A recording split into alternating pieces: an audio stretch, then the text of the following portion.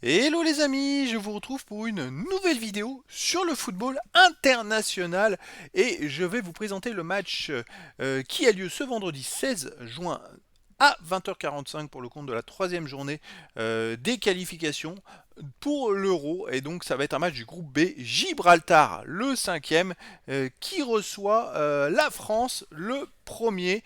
Donc les amis, ça va être un match avec les Bleus, donc Cocorico. On va essayer d'analyser ce match, de rentrer en détail sur les stats, les classements, les derniers résultats des deux équipes.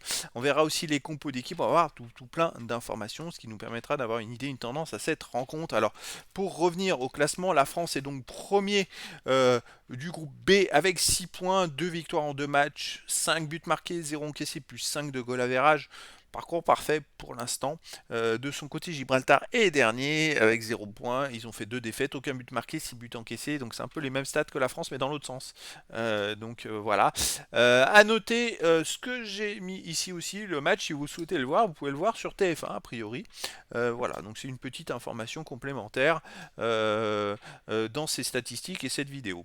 Allez, on va aller voir d'autres stats, Alors au classement des buteurs, moi j'ai pas trouvé de joueur pour Gibraltar parce qu'ils n'ont pas marqué pour l'instant en match de qualification, mais pour la France on a le 8e meilleur marqueur de ces qualifications qui est Kylian Mbappé qui a 2 buts en 2 matchs. Et puis j'ai refait aussi un petit récap dans l'histoire sur les 20 meilleurs marqueurs de l'histoire de l'équipe de France. On en a quand même 3 qui sont actifs.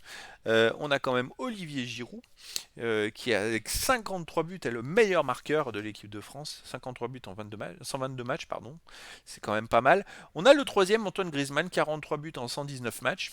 Ça fait du 0,36 par match. Et le cinquième, Kylian Mbappé, qui devrait doubler un petit peu tout le monde normalement. 38 buts en 68 matchs à 0,56 par match.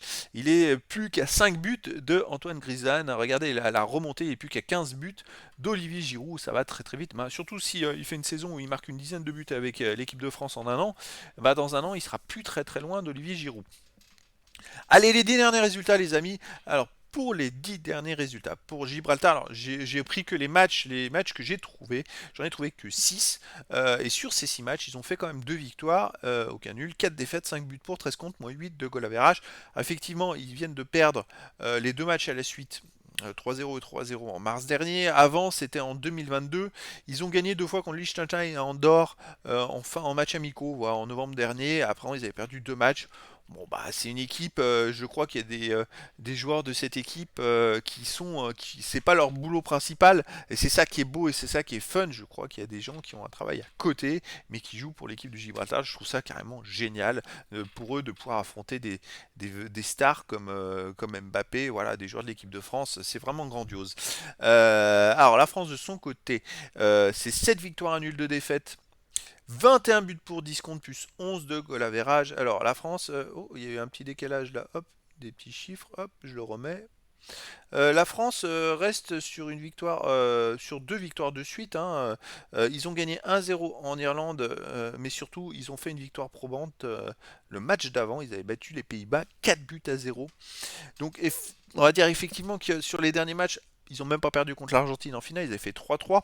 Ils sont invaincus depuis le fameux match de groupe, le dernier match de groupe où ils avaient perdu 1-0 contre la Tunisie, bon, qui fait encore polémique parce qu'il y a un but qui a été refusé à Griezmann en fin de match qui était valable. Donc normalement ils n'auraient même pas dû perdre. Donc c'est vrai que la dernière défaite remonte à avant la Coupe du Monde. 2-0 contre le Danemark en septembre dernier. Sinon, depuis, la France a enchaîné quand même les résultats. Ils marquent des buts. Bon, ils ont quand même des joueurs assez incroyables. Donc je pense que voilà, dans ce match-là, normalement la France devrait marquer beaucoup de buts, hein. Mais on sait jamais, des fois, il y a des matchs qui sont parfois compliqués, et puis il suffit que ça passe, le temps passe et qu'on n'arrive pas à mettre le premier but. Et voilà, ça peut être stressant. En tout cas, voilà, il y a quand même une grosse différence entre les deux équipes. Alors on va aller voir les compos d'équipe. Alors, euh, on va balayer celle de Gibraltar, c'est du 4-3-3 avec le gardien Colling, défense Olivero, Chipolina, Sergent, Renan, milieu de terrain Brito, Lopez, Casciaro, attaquant Toria, Combs et Valarino. Pour l'équipe de France, alors, c'est une compo 4-3-3, hein, mais bon, ça évoluera dans le match. Gardien Maignan, défense, alors arrière gauche, Kamavinga a priori. C'est vrai que c'est pas son poste de prédilection, c'est plus milieu de terrain défensif. ou milieu offensif, mais avec le Real de Madrid, il a joué pas mal de fois arrière gauche. Upamecano, Konaté, Pavard. Et milieu de terrain, Fofana, Chouameni et Griezmann. Je pense que ils vont être orientés peut-être différemment, mais je sais pas, parce que c'est vrai qu'en face, vu que c'est Gibraltar qui va jouer à 10 derrière, il y a des chances que voilà, ça soit assez offensif. En attaque, on a Mbappé, Giroud et Muani. C'est vrai qu'un match comme ça serait c'est important de jouer avec quelqu'un comme Giroud. Je sais pas, c'est la compo d'équipe probable, mais je sais pas s'il va vraiment jouer. Mais pour moi, vu que l'équipe adverse va jouer beaucoup en défense, on a besoin d'avoir un pivot qui est capable de marquer de la tête, de monopoliser les défenseurs. Donc c'est plutôt intéressant. Puis ouais, il va falloir jouer offensif. Donc c'est peut-être pour ça que Kamavinga va jouer à gauche, mais en fait il va jouer, on va jouer tellement haut qu'il va se retrouver milieu de terrain. Donc c'est vrai quand une équipe qui défend beaucoup, je trouve que la composition d'équipe, si c'est celle-là, est plutôt intéressante. Maintenant, il va falloir trouver aussi autre chose, c'est-à-dire qu'en fait, on peut s'apercevoir que on n'a pas vraiment de joueurs qui centrent. On a peut-être Pavard, peut-être Kamavinga, mais qui, voilà, il va falloir qu'ils jouent haut. Mais on a plus des joueurs qui percutent. Quand une équipe qui est regroupée, il va falloir jouer avec des centres, jouer avec des tirs de loin éventuellement. On a quand même des bons frappeurs. Donc voilà, je pense que bon, le match. Il y a un gros déséquilibre, les amis, entre les deux équipes. Mais après, dans le foot, tout est possible. En tout cas, ça va être un plaisir de retrouver l'équipe de France, qui est pour l'instant première de son groupe. Pour la qualif, il faut qu'il fasse le boulot, il faut faire le job, il faut gagner les matchs comme ça.